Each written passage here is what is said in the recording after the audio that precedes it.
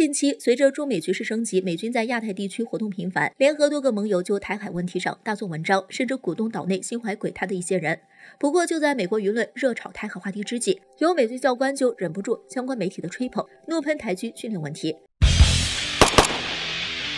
据美媒在4月29日的消息显示，当前台海局势已经到了相当危险的环境。随着西方国家的介入，台海地区随时可能因为一点意外的擦枪走火，引发大规模的武装冲突。这种环境下，台湾地区防务力量也开始变得越发活跃，并抓紧时间进行征兵活动。为了增加自保能力，台军方面在进行改革和备战演习，同时加速进行装备的更新换代工作。不过，预计至少要在4到5年后才能形成战斗力。眼看着美国媒体又是一轮全新的吹捧，怂恿台湾作死。有美国海军陆战队的退役军官艾伦·黎实在忍不住对外吐槽，美国媒体完全无视现实，故意吹嘘台军真实情况。据其介绍，自己奉命在去年年底抵达台湾，并向台军的海军陆战队2栖特勤部队教授一些战斗课程。然而抵达台湾之后，让这名美军官员瞠目结舌。据其表示，台军的训练方式荒谬且可笑，根本没有任何实战意义。美军一个新兵练习步枪射击规定是241小时，单次训练射击子弹达到2000发，而台军的新兵一次训练起6发实弹。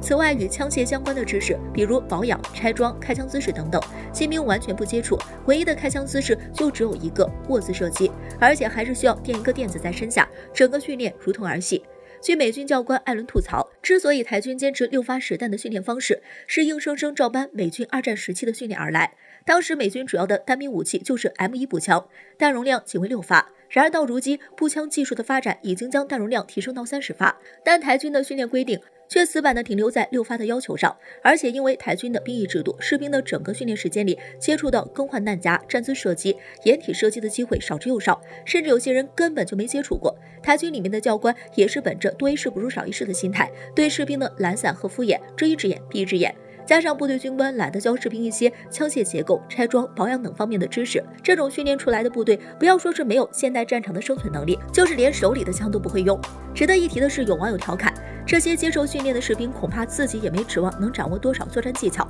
两岸动手能抢在第一时间投降就可以了。